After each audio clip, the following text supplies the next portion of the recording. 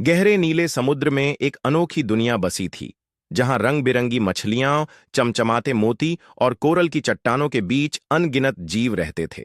इस दुनिया का सबसे सुंदर हिस्सा था नील नगर, जहां जलपरियां, डॉल्फिन, कछुए और अनगिनत समुद्री जीव मिलजुल कर रहते थे। संपदा नाम की एक जिज्ञासु जलपरी थी, जिसे हर नई चीज जानने की इच्छा रहती थी। वह हमेशा सतह के ऊपर जाने की सोचती, लेकिन उसकी दादी उसे समझाती, समुद्र के नीचे भी ढेरों रहस्य हैं, उन्हें खोजो तो सही।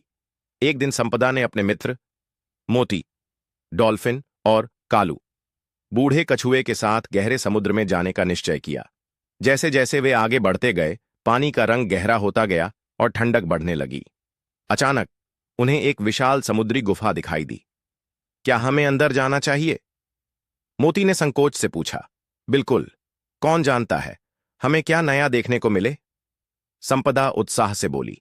वे धीरे धीरे गुफा में प्रवेश करने लगे। अंदर जाते ही उन्हें महसूस हुआ कि यह जगह बाकी समुद्र से अलग है। दीवारों पर अजीब रोशनी थी और कई अजीबोगरीब जीव यहां वहां घूम रहे थे। गुफा में घुसते ही एक अनोखी आवाज सुनाई दी। अचानक हजारों छोटे छोटे जुगनू जैसे जीव चमक उठे और पूरी गुफा रोशनी से भर गई। दीवारों पर नाचती रोशनी को देखकर संपदा चकित रह गई। वाह, यह तो जादू जैसा है, उसने कहा। लेकिन तभी एक गहरी गूंजती हुई आवाज आई। तुम यहां कैसे आए? वे तीनों चौंक गए। सामने से एक लंबा, पतला और सुनहरी झिल्लियों वाला रहस्यमयी समुद्री जीव आ रहा था। उसकी चमचमाती आंखें किसी बुद्धिमान प्राणी जैसी लग रही थीं। हम दोस्त हैं, दुश्मन नहीं, संपदा ने कहा। वह जीव मुस्कुराया और बोला, मैं नीरद हूं, इस गुफा का रक्षक। यहां आने वाले बहुत कम जीव सुरक्षित वापस जाते हैं। संपदा ने हिम्मत करके पूछा। लेकिन क्यों? यह जगह इतनी सुंदर है, नीरद ने समझाया। यह गुफा समुद्र के सबसे रहस्यमयी हिस्से से जुड़ी है।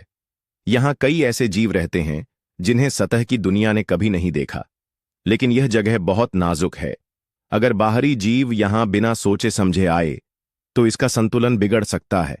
संपदा ने सिर हिलाया और कहा, हम इसे नुकसान नहीं पहुंचाना चाहते। हम तो सिर्फ समुद्र की गहराइयों के बारे में जानना चाहते हैं। नीरद ने मुस्कराते हुए कहा, अगर तुम्हें सीखने की इच्छा है तो मैं तुम्हें समुद्र के कुछ अनसुने रहस्य दिखा सकता हूं।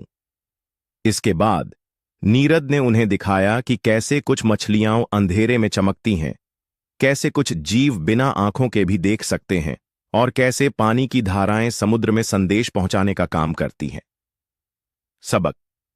जब संपदा, मोती और कालू वापस लौटे तो वे समुद्र के बारे में और भी ज्यादा जान गए थे। संपदा ने समझा कि हर जगह की अपनी सीमाएं और रहस्य होते हैं और उन्हें आदर के साथ देखना चाहिए।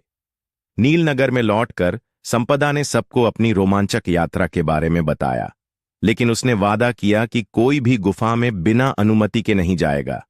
और इस तरह समुद्र की गहराइयां एक रहस्य बनी रहीं। लेकिन अब संपदा को पता था कि असली रोमांच सिर्फ खोज में ही नहीं, बल्कि सीखने में भी होता है।